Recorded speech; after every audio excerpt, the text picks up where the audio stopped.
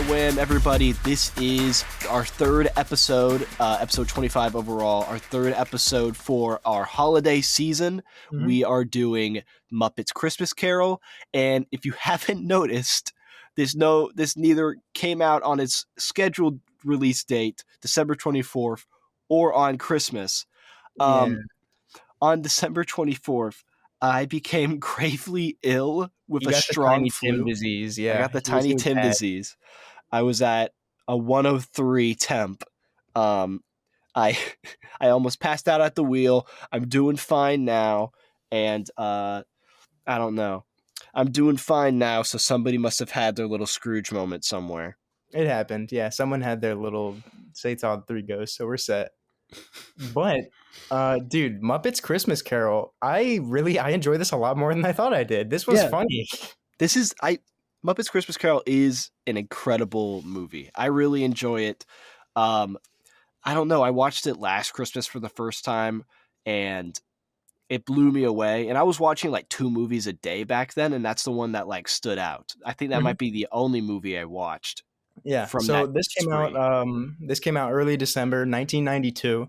In the box office, it made about $5 million initially, but it was also going up against Home Alone 2 and Aladdin. So this movie already was going into the theaters like kind of uphill, which is rough. What year was that? 92? Mhm. Okay. I mean, 90s, late 90s or early 90s were such a good year for children's entertainment, I feel like. That's true. That's really fair. There was a lot of new ideas that were happening. That, and I think that, is that considered Disney Renaissance era? Because that's Hercules, Aladdin, Lion King, stuff like that. Yeah. That's like their power. I think then to like what, like I don't know, 2006 ish is And like that's their golden era. and that's when like most classic Christmas movies came out in the 90s, because that was Elf, that was Home Alone. So you sort of have sort of like a children's era, you have a Christmas era, and out of it came this Muppet movie. And not only is it an exceptional Christmas movie, but it's an exceptional adaptation of A Christmas Carol. People have talked about how close it is to the original, especially when comparing it to Jim Carrey's Scrooge or other Christmas Carol adaptations. This stands out as being a lot closer to the original book by Charles Darwin. Yeah, like Not Charles watching this Darwin. Charles Dickens. Yeah. Watching this, obviously, the most recent Christmas Carol that like I connected with is that animated one that was like 2012 or something like that. And so just going off that, all the story beats line up, all the characters line up, and a lot of them are puppets and they have these little silly moments in them, but they don't surrender themselves entirely to that comedic air. So they still have the story moving through and the lessons that they wanted to teach. And I think it's just really well done.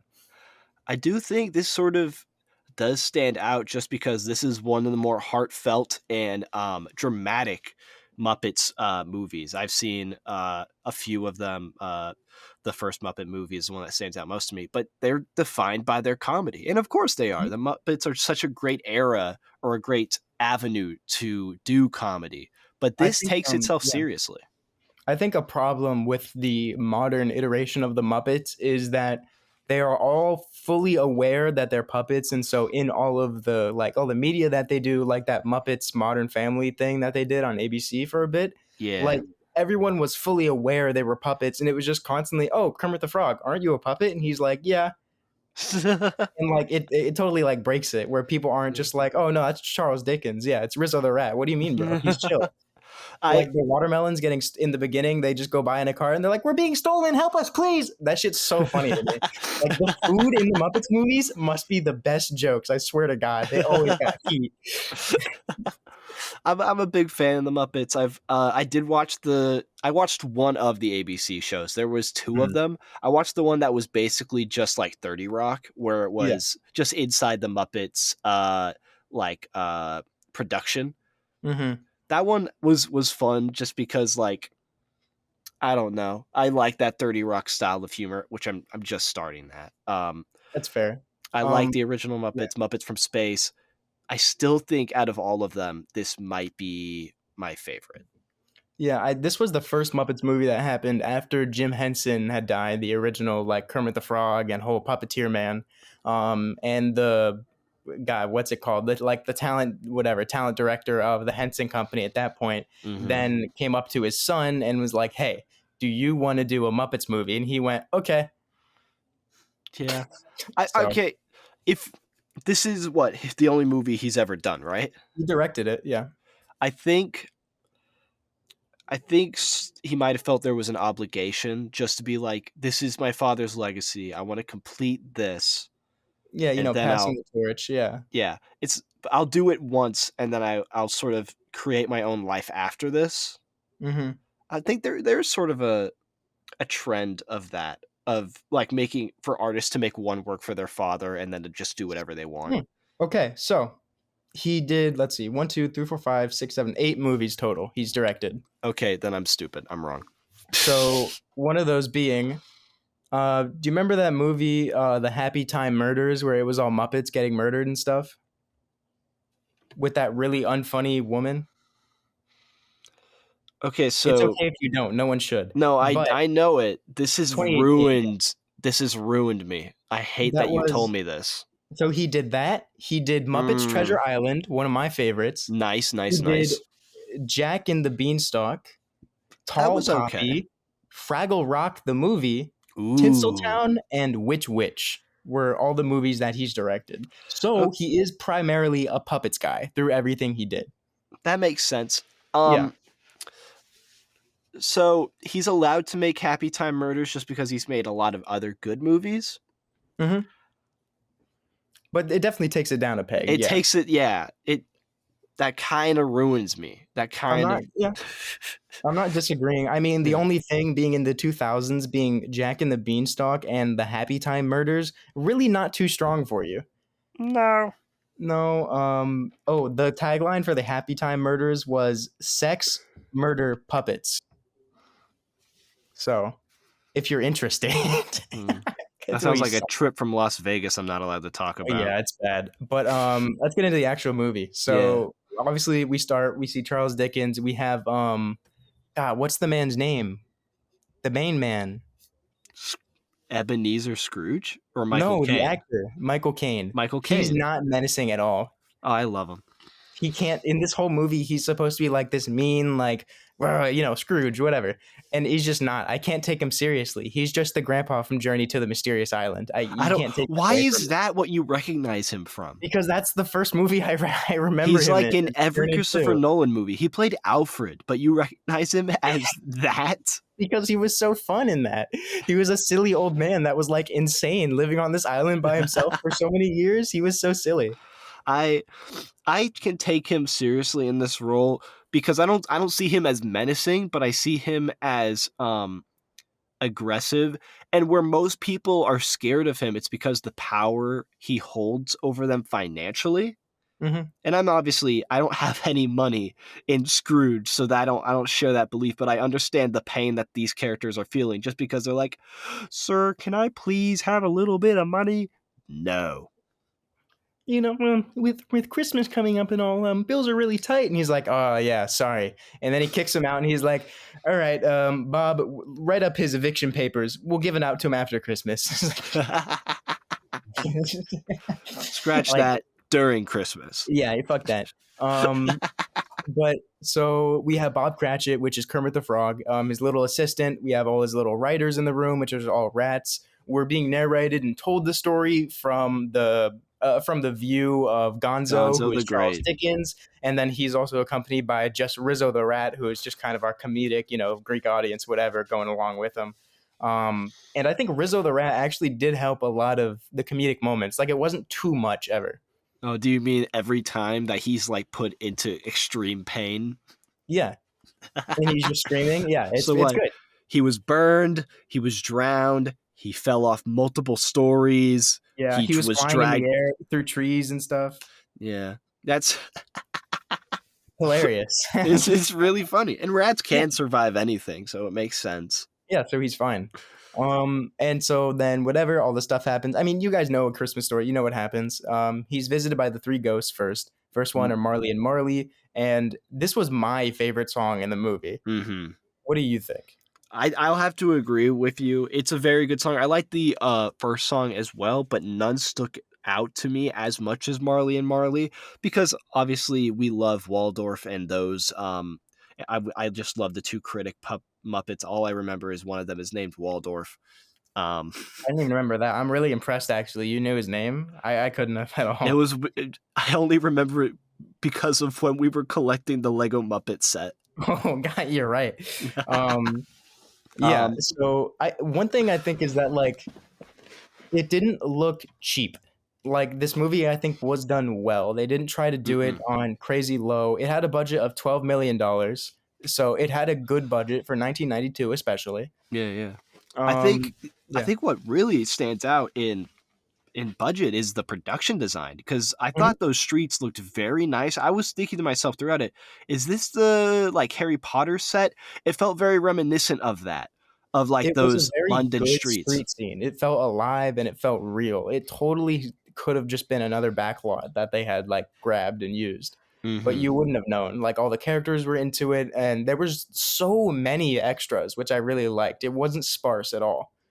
Yeah, so we have the Marley and Marley song. They're like, "Bro, you got to be cooler, or you're gonna end up like us. We're Marley and Marley." Woo! And then they disappear, and this goddamn horrifying fucking like porcelain doll child's face shit comes in the window. It's fucking terrifying. It's horrible.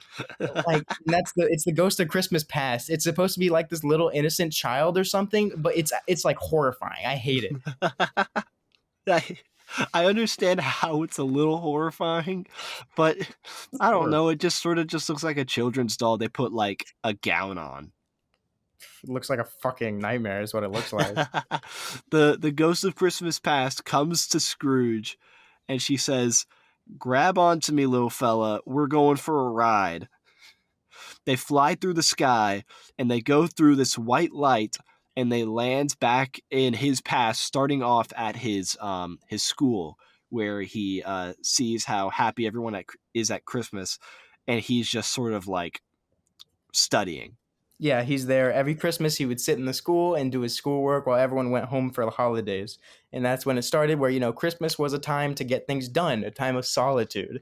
And that's how he grew up in his little schoolhouse with his Sam the Eagle teacher. Yeah, Sam the Eagle had a good song. I completely forgot what it was though. I don't remember a song at all, but I believe you. I just remember his joke. He said, business will take you everywhere. That is the great reason of America. And then like someone walks up No, and they're like, that's the American way. yeah, he's like, that's the British way. Because it was really good. That's the only time I think Rizzo is allowed to interact in the scene. Yeah, that's true. Because Actually, every he other couldn't. time they're like invisible. Yeah. So next we see more of what is it? Do we see him meet the lady? Is that what happens? We His have wife? him. We see him go to his mentorship when he starts early out of Bake, working for Fozzieworth, um, or The rubber some version chicken of factory. Yeah. something with Fozzie. And Uh-huh. was it a rubber chicken factory? Yeah. Um, so while they're working while he's at a Christmas party with his boss Fozzie, he meets this wonderful lady, and they're like, Belle. they're what? Her name's Belle. Oh, is it Belle? And they're so nice to each other, Scrooge and Belle, and then the Ghost of Christmas Past says, "Oh, and then you see her again." And then it's at the part where she says, "I really don't love you that much." Yeah, so they love each other, and Scrooge is like, whatever. He's like, we can't own a house yet. Business isn't good anymore. I'm just waiting for us. This is for us, Belle. And he's like, I love you. And she's like, you did once. And originally, there was a song about that the two sang about their love and drifting apart that was cut. And that's in like the Disney Plus extras page. You can go listen to it. Disney Um, Plus has an extra page for movies. yeah, on the movie, if you go to extras where the trailer and stuff Wow, would normally be, there's very rarely there's some extra stuff like that. Yeah, that's interesting because there's not really any extras that are around in the, I guess, streaming era. yeah, they're definitely a DVD, Blu-ray kind of thing you have to buy for. Mm-hmm. I'm glad that Disney Plus has it in some capacity. Next, whatever, after that, he loses Belle. Scrooge is so sad. And then he's dropped off at the Ghost of Christmas Present, which is this big, jolly, huge dude. Whoa, whoa, whoa! He was so great. I loved him. The puppet was just really cool because No, it he was was very awesome. animated. And the guy in it was, dude, he was probably sweating bullets in that thing. It was But bad. He was he just did covered great. head to Yeah. toe in fur. What I love is the one special effects scene where he's just huge. He's taking up an entire house corner just lying there. Mhm. And then the second he gets up to move, he starts to shrink to like a normal human size. That It's really looked really seamless, too. cool. It's very, very well done. For, again, 1992, that's really impressive. No, For it to be yeah. that seamless with puppets, that's really good. It's very good. And then I don't remember this scene as much, so run me through it. Okay. So it's 2:00 now. Scrooge meets the Ghost of Christmas Present. He shows him like all the whatever. What's good about Christmas Day? What's good about now? They go to Fred's house and Scrooge is like made fun of his nephew, and they're like, "What's like something you don't want to invite in your house and like hates people and smells like a rusty ball sack?" And they're like, "Scrooge," and they're like, "Yeah," and Scrooge is all sad about it. And then he takes him to Bob Cratchit's house. And then so he's looking at Bob Cratchit's family, have a little dinner with Miss Piggy, Tiny Tim, 2 daughters, and another son. And so then it abruptly goes to that the Ghost of Christmas Present is like, all right, man, Tiny Tim's probably gonna die. I can't see what happens in the future, but I can see a crutch, a hat, and an empty chair. And I'm like, dude, then you can see the future. You're lying. But at this point, the Ghost of Christmas Present is getting older. It's getting closer to 12. And so now he has all this gray hair and he's slowly aging. And he's saying, all right, man, it's time for the Ghost of Christmas yet to come. Good luck. I'll see you. He dies. And Yeah. Scrooge is visited by this fucking Grim Reaper ass character. I absolutely love how they incorporate age into these Muppets. Mhm. The Ghost of Christmas Past obviously representing sort of like a child. That's really good. The Ghost of Christmas Present being very jolly to represent that exact cheer on Christmas, and then Mhm. only lasting a day, quite literally dying and only having like a day to live. That's Yeah, he says really he's had like fascinating. he's has 1,800 brothers and sisters.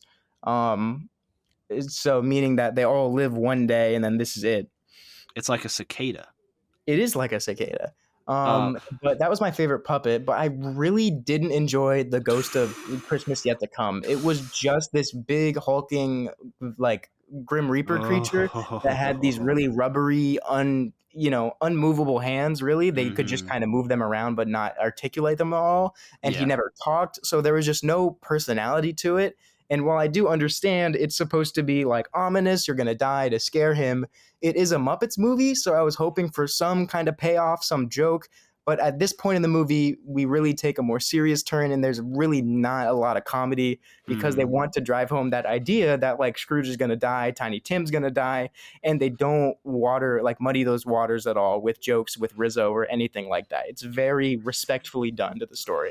Yeah, that has to be my favorite, just because I really dig the design. I think its gigantic stature and how it like appropriates what is the focused parts of the body, having long hands and having like a huge head that you can't see. I really like the proportions it gives it. I like the coloring and the fabric it uses. It sort of has like a Van Gogh feeling to it. Hmm. Just and the fact that it is quiet, I think, does play into the ominousness of it, and it just sort of has him try to figure it out himself, and I Mhm. think that serves the story really well for Scrooge to have to be the one that pieces everything together, especially Yeah. when you finally reveal um, this like question of like who is this person that everyone is bad mouthing before his Yeah. funeral, and So he finds out. Mhm. we have this group of businessmen that Scrooge knows. He knows all these people. He's allegedly friends with them. And so the ghost shows him all these people basically, laughing and cheering and going to lunch after about Scrooge dying. They're all just happy about it. And they're like, I wonder really where the money's going to go. Well, I know it'll be a cheap funeral at least. And they're like, I'll go if lunch is provided. Yeah. Um, and then there's a fence that we're looking at where this big cool spider named Old Joe is there. and these people are all taking things like, things from his end table, like earrings, drapes, his sheets, stuff like that, all from Scrooge's home. And just really hammering home the idea that no one cared about him. He was just a mean old man, and they're all happier with him dead. And again, the set design through this movie is really, really well done. Like, Mm-hmm. there's an outside segment where then Scrooge is looking down at his grave and he has to wipe off the snow. Very well done. It looks like a proper real graveyard. And Mm-hmm. like the streets, just with that one scene with those little people, it looked like a real street still, even though it was a throwaway scene just with those four pigs talking about Scrooge being dead, and that's it. It was well done, and it had the proper attention needed to pull you into the story. And if they didn't have that kind of attention, this movie would have been downgraded a lot. I wonder where they filmed it. Can I look That's that a up? good question. Yeah, Google it. Where was Muppets Christmas Carol filmed? Shepperton Studios in England. Hmm. Floors had to be removed and inserted, with Michael Caine having to walk across narrow planks between the Muppets and their performers. Oh, you're right. I Mhm. forgot about how that would work. He had to basically be on an elevated platform so that the puppeteers could just Could like have room. Yeah. crouch under him. That's again, man, like it doesn't feel like they're all puppets where like they're conformed to a certain way, because we do have some scenes like the rats closing up the store for Christmas where we see their Mm-hmm. legs and they're jumping around and stuff. So they're not scared to show the full body of the puppets, and it No. never feels like they're intentionally like, hiding Kermit's like lower half just so you don't see the guy's arm. It's just how he looks, and it's framed up very nicely. Yeah. Even when he's walking later, you see him walking with his son, and it's just Mm-hmm. Kermit on his own walking down the street. And it does look a little weird because it's Kermit walking and he's a puppet, but it looks as good as it can, I think. Yeah. Like, I don't know if you can make that look any better than it did, and I think the attention to detail in this movie was just really impressive for it.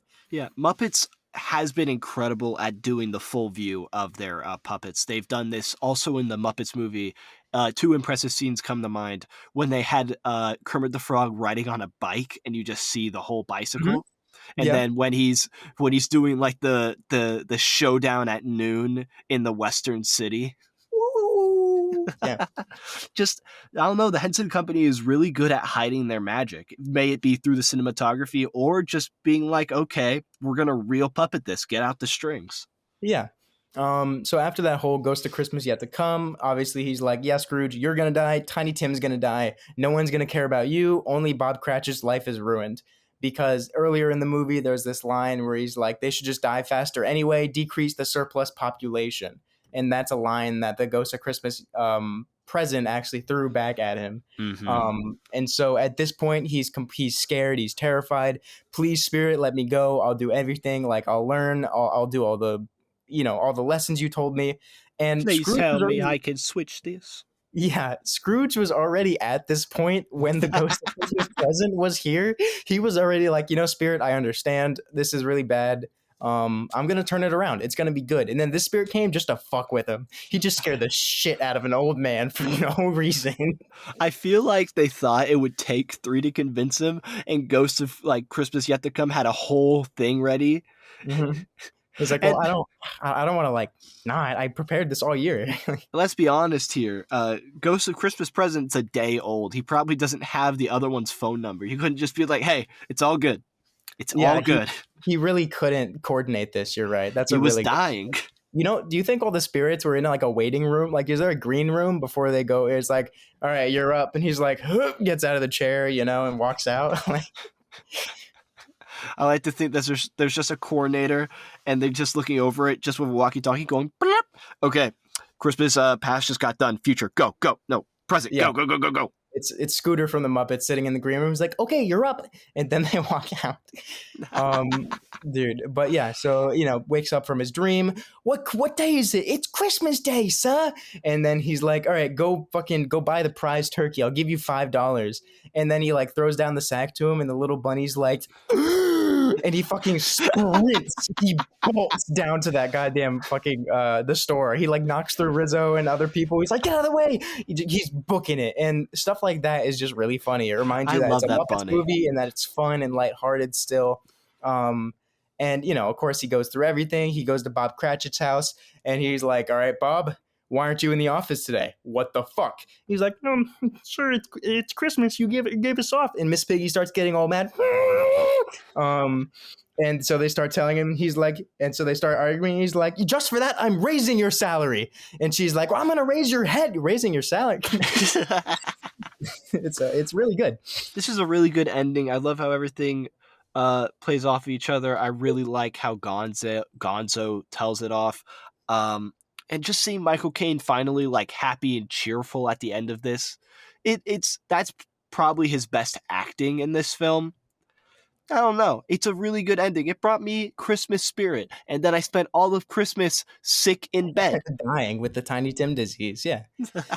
And yeah, I mean, y'all know the end of Christmas Carol. They all have a nice feast. He gives the Bob Cratchit's family the big turkey. They all have a nice thing. And they all sing a song at the end, which again, it's Michael Caine back at the end of the table with all the puppets, and I just imagined all of the like middle-aged men and women like crouching under that table, like with their arms up singing. That was just really funny to me. Do you think yeah. they were kissing? I mean, I'm not, I think there's 100% likelihood that a relationship sprouted because two puppeteers were so close to each other on the Muppet set. I would be so happy to know, like, so yeah, we actually met in the Muppets Christmas Carol. She was Rizzo and I was Beaker, so it just happened. That would be what a lovely story. So when Bill Harper, the talent agent, approached Brian, he's like, hey, you want to do a film adaptation? Christmas Carol is the greatest story of all time. You should do that. And he's like, okay. And then he later told Henson, he's like, by the way, we sold it to ABC. And he's like, what? And he's like, yeah, Whoa. Sorry. And so the writer, Jerry Jewell, was hired to write the script and decided to insert Charles Dickens as the narrator, blah, blah, blah, with Rizzo and Gonzo. Let's see. I'm combing through the Spark Notes. Yeah. Well, okay, so... Yeah. So who owned... Obviously, that means that Brian Henson didn't own the Muppets at the time. It must have been under someone. But, like, they wouldn't even tell... The Jim Henson Company owned the Muppets at that point. Okay. So it was out of his... So I guess when Jim Henson died... He didn't transfer the power over to Brian. Yeah, he didn't give his power to his son. Which, considering he did the Murder Puppet movie, not a horrible call. Imagine where the Muppets would be now if Brian Henson... They would have just totally just been Kermit the Frog, like, raw dogging in a movie. Fuck. No. Okay, I'm going to read you exactly what it says in the wiki here. So it says, Harper told Henson that The Christmas Carol is the greatest story of all time. You should do that.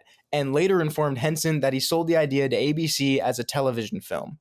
Oh, so it's more like that's the distributor. Yeah, so it was sold as this movie was sold to them, but not the Muppets IP until much later on, I'm assuming. Yeah, because, Disney has it now. Mm-hmm. But that was through a lot of stuff. Yeah, so the script was submitted to ABC for approval. And then Walt Disney offered to purchase the script as a feature film instead of a television series. Wait, which is Disney, how the Walt Disney Company, or was Walt Disney alive during Walt 1992? Disney Pictures. Okay, I was going to be like, I did not know he lived that long. Yeah, wow, old guy. Yeah, so it was originally made to be a TV-only ABC special, and then it looks like that Disney bought the rights to it and then put it in theaters. Okay, that makes sense. Wow, George Carlin was considered to portray Ebenezer. That would have been incredible. I love Michael Caine in this movie. I would have killed for George Carlin. And also David Hemmings, Ron Moody, David Warner, also were all considered to play Scrooge, but it obviously landed on Michael Caine. And he said, I'm going to play this movie like I'm working with a Royal Shakespeare Company. I will never wink. I will never do anything Muppety. I'm going to play Scrooge as if it's an utterly dramatic role and there are no puppets around me. I think that's incredible. I think that gave a lot of life to it, and that's why you see it as a more serious Muppet movie. It's because like he didn't let an inch.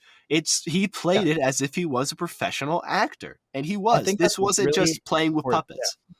Yeah. For all these movies, even now, if you try to make a Muppet movie and you don't treat it like any other really whatever emotional big AAA film, whatever. it's just gonna feel like a half-baked, cash grab, which is just what all of the Muppets movies for the past few years have felt like. Like the Muppets Most Wanted movie was horrible. It sucked. The Muppets, the original, not the original, but the Muppets like 2008, whatever, where they introduced the new one and he's like Jack going to meet them. Black.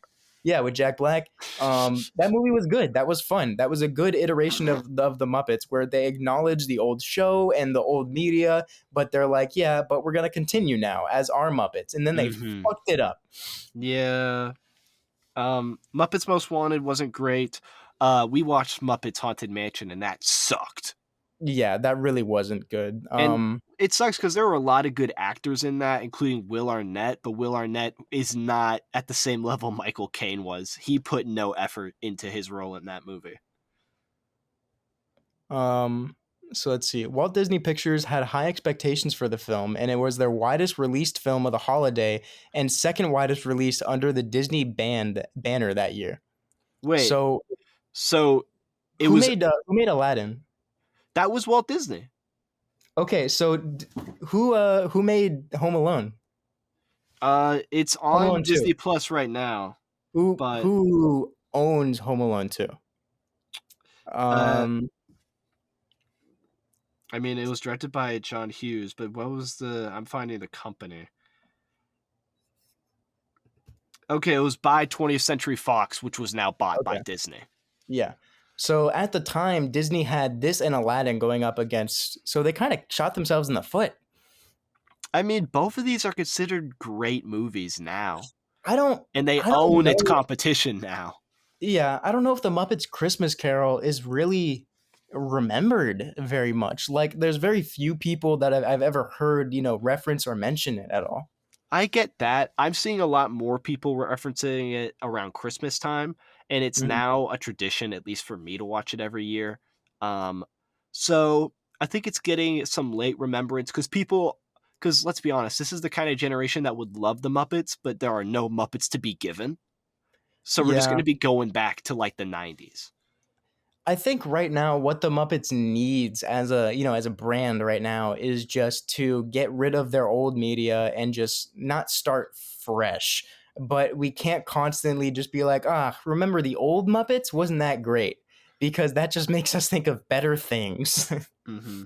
They need to like make another movie like this where it's telling a classic story but with Muppets. The only problem is when they did Haunted Mansion, first of all, not a good story to begin with, but second of all, they Mm. gave it a nothing budget um with like just no focus on it, putting it on Disney Plus. If you're Because they're going to bring scared the to put money into it because they think the Muppets are going to flop. And just if because they don't put money into it, it's shit.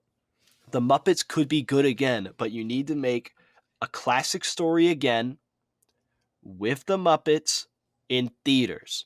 Great Gatsby, Frankenstein, something like that. Ooh, Great Gatsby would actually be so fun. That would be so cool. Can we do that? Can we get the rights to that? I'll see what I can do. I'll see what I can do. So Rotten Tomatoes, this had a 77% on release. On Metacritic, had a 64 out of 100, and it had an A on Cinema Score as when it released. So it did have relatively good reviews. That's good. That's good. Um, What would you rate it? I think this was a really fun movie. It was a good Christmas movie. It was lighthearted, and it didn't. At no point did I want to skip through anything. All the songs felt warranted, and it wasn't drowned in it. So I'm honestly gonna give this movie, I think, like a 4.5. It was just really enjoyable for me. I love the Muppets. I have Kermit on my arm forever. Um, so it's just good. I enjoyed it. I'm probably gonna have to agree with you entirely. This is one of my favorite Christmas movies. It's up there with it goes Polar Express, Muppets Christmas Carol, Eight Crazy Nights, and I couldn't think of a funnier one. Yeah, Die Hard. It's not funny though. It's just like, oh, you're one of those people. Oh, one of those guys. Um, I'll have to say it's a 4.5 too. I just love it. It's homey, but it's dramatic. Um, I've had a love for the Muppets, and this fills that hole. But now, are you after a little ad segment? We're gonna go right into news. So we'll see you guys in a minute. Have fun. Here at WAM, we use this podcast as an artful avenue to blissfully and peacefully vent our fiery, unbridled rage buried deep, deep down. And now you can too. It's now super easy to record a podcast with Zencastr. Log in using your browser and start recording a high-quality podcast right away.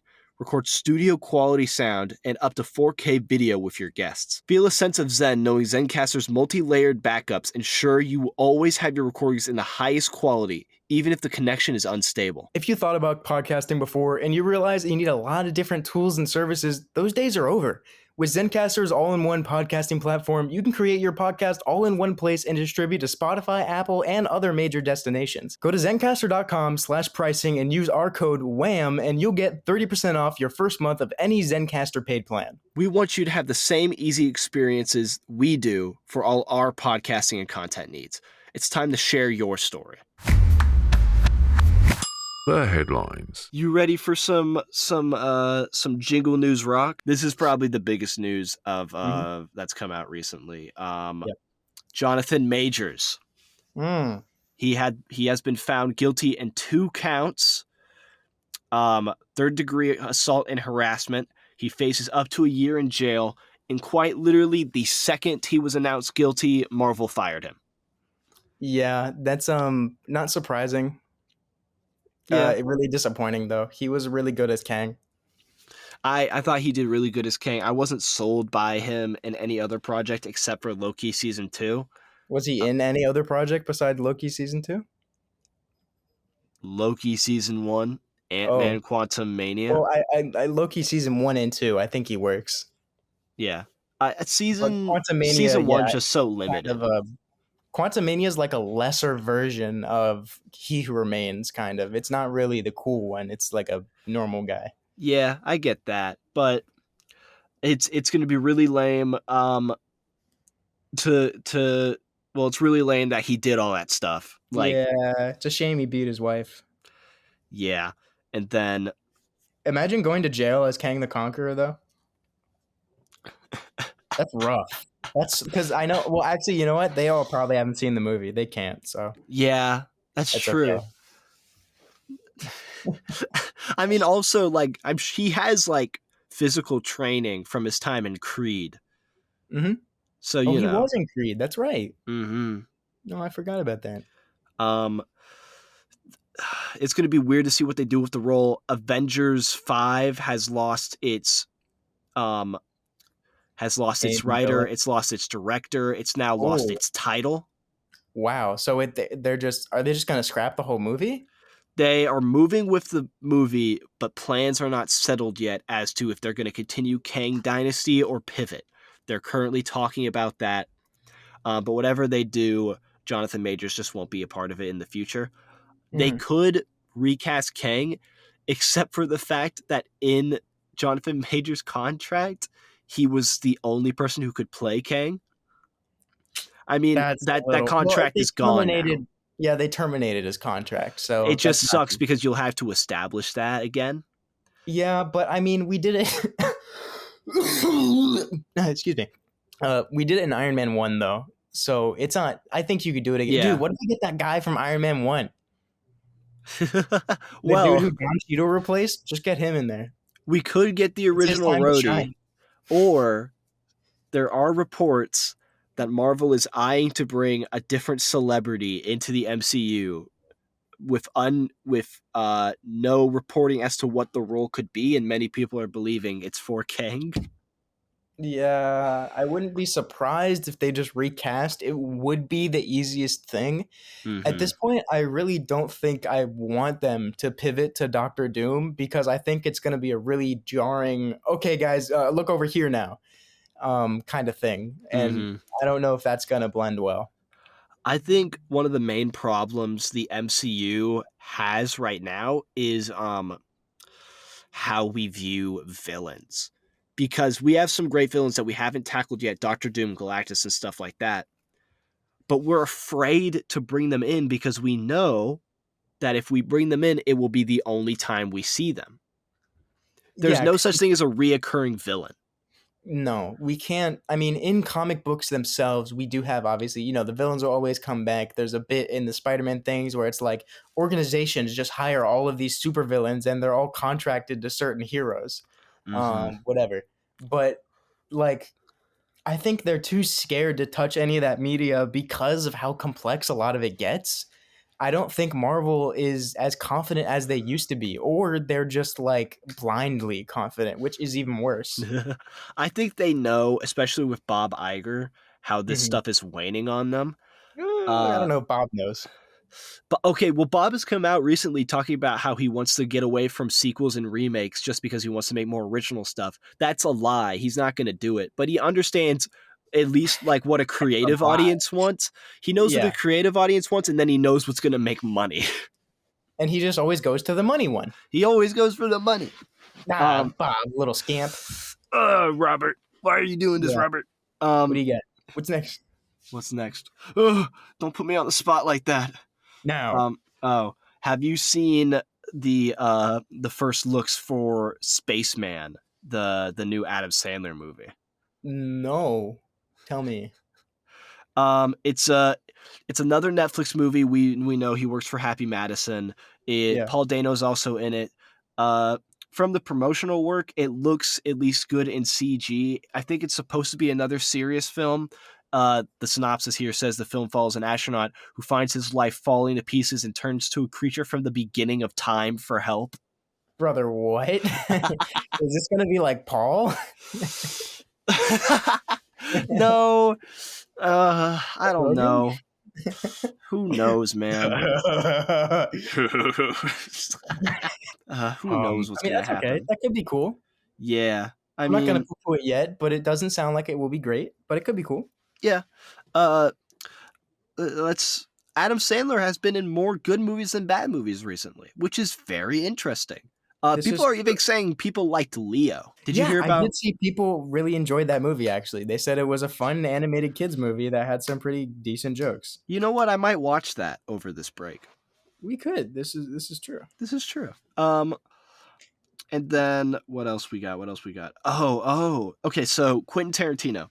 He has his explicit 10 movie rule. And right now he's making The Critic, which is a movie about a famous film critic. It might be his only film that's a biopic. He has gone to say that he refused to make a Star Trek movie that he really wanted to make just to make sure it wasn't his last movie. This is a rule you imposed. Mm-hmm. There isn't someone putting a gun to your head. No, you said it's not like you're in bad health. You can say it's 11. You can just wake up tomorrow and be like, I'm just gonna make 11 movies. That's fine. No one cares. What's stupid is he already made 10 films. He's just counting Kill Bill 1 and 2 as one movie. All right, my ass. Whatever. Fuck that. Shut up. Whatever. Yeah, Quentin Tarantino. Let's be honest here. He's not fully neurotypical. There's something on one end of the spectrum or the other. Dude, he likes feet. Of course it is. That literally, it's like a part in your brain that overlaps where it's like where your brain thinks sexual organs are hot and your brain that recognizes like feet overlaps a little bit in some people, and that's why foot fetishes happen. So, I don't know. He's a strange man. He has strange tendencies. This obsession with the number 10 is one of them. Who knows? Yeah. I don't know. 10 toes, Maybe that's why. Maybe that's why he only wants 10. One for each of his toes. So he can paint his nails like each movie's color. I think that's probably it, actually. And this little piggy watched Reservoir Dogs. That's what I'm saying. This little piggy watched Pulp Fiction. Okay, this is a little bit of old news. When I was grabbing this, it was relevant. It's no longer relevant. Warner Brothers and Paramount met up to discuss a merger with each other. Ooh, did it go anywhere? No. A Nickelodeon executive who was on those board meetings has discussed that the meeting will not go through. Honestly, as much as Warner Brothers needs a huge control change, especially because David Zaslav just can't stop with tax write-offs, it wouldn't have been a good move for Paramount to take over all of that, just because if we have this huge conglomerate of media, it's just not healthy for the industry. No. we should be looking for smaller industries to get a stronger foothold, like A24, or you know what? That's it. That's really the only. A24 has been making some pretty big strides though. A24 and Netflix, I guess. Is Yeah, that a new Netflix is studio? also Netflix. Yeah, Netflix. It's okay. It's Netflix, Prime, Apple, and Netflix, Prime, Apple, and A24 are the new studios to the block, going against the 100-year-old ones, which I don't are know if Netflix is a new studio. Well, I guess compared, yeah, Zed's House of Cards. That was their yeah, first one. that's fair. Wasn't Because there a like, thing? Didn't you send me something the other day with Kevin Spacey in it, playing the House of Cards character in character with that guy, the news guy, Tucker okay, Carlson? yeah. Was that So real? yes, it was real. Oh my god, that's so Kevin cool. Spacey, ever since he had his reputation ruined His with little oopsie accusations. a few years Yeah, ago. yeah. Ever since his little oopsie, he has gone in character every Christmas to record a video as Frank Underwood from House of Cards and relay like a cryptic message that talks about both his life and the life of the character. In the show, they just straight up said he like died, so he's the only one that's like keeping the character up. Yeah, And this year it's for to his him. Christmas release, he went on the show with Tucker Carlson to talk about American politics while still in character of this random guy who was president. He said that he would want to run as president, and he said some other weird stuff like that. And Tucker Carlson just has like the biggest shit eating grin on the whole time. Yeah, He's just like, wow, I'm so glad to be meeting you. And the whole time he's acting so callous, like, I once had an apple pie for dinner and it made me want to kill a man. yeah, he's really man. I want him to get more movies again. I like him a lot. He acts good. I like Just him don't get too. near him too close, maybe, and if they're true, but I don't know. I really liked his acting. He's still the best Lex Luthor on screen. I obviously He's got a great set of balls in that kid. his sexual misconduct never was found. He was never found to be guilty in the UK. However, there are those things about the kids who have died who accused him, and I only found out recently that he had a pretty close connection to Ghislaine Maxwell and Jeffrey Epstein. Oh, I Yeah, hope that's a little unfortunate, but let's turn away from it and let's think about something better instead. Huh? How about that? How about that? okay. Well, Iron Claw came out this week. Ooh, I really want to watch that. Dude, incredible. Did you see it? It's now my top movie of the year. Wow. Okay. Yeah, I was really interested. Zac Efron's been doing a lot of like artsy, good films Mhm. lately. It was an incredible movie. I didn't know anything going into it except that it was about wrestling. I advise anyone listening to do the same. You just know it's about wrestling and you find out the rest in the theater. Every single person in that movie gave a great performance. It's not doing it made about 5 million domestically on its first day, which isn't, it isn't super huge, but it's probably expected to be more of a holiday release. And how holiday releases work is, Well, wasn't it only digital? oh no, I saw it in a theater. Oh, really? Oh, I definitely want to see that in Yeah. theaters. Then. I'm not going to watch it with you. I can't, Yeah, I don't know. I can't do that twice. that's fair. Um, Well, was it bad? no, it was not bad. I just said it was my favorite movie of the year. But then you said you can't do it twice. What do you mean? That's just because of the nature of the movie. I'd have to wait a while to watch it again. You'll see why. Okay.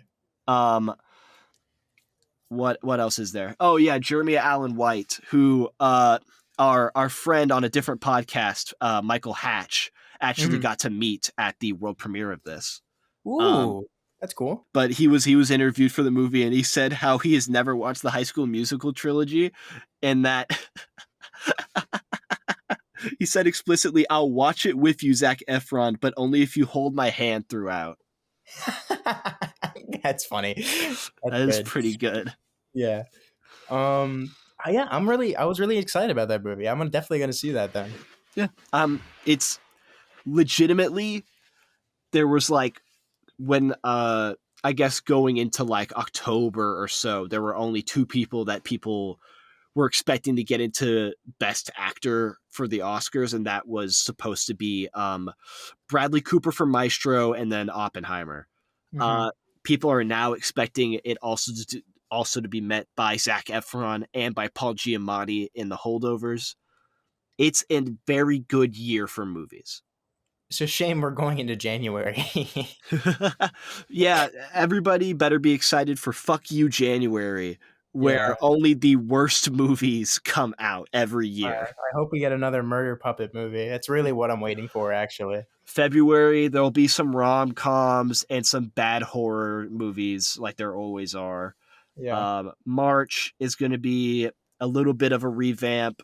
April's going to be the start of I don't know, like an occasional blockbuster or Oscar film, and then the summer blockbusters come out, and then the fall award season really amps up, and then we got holiday movies. Yeah. Yeah. That's great.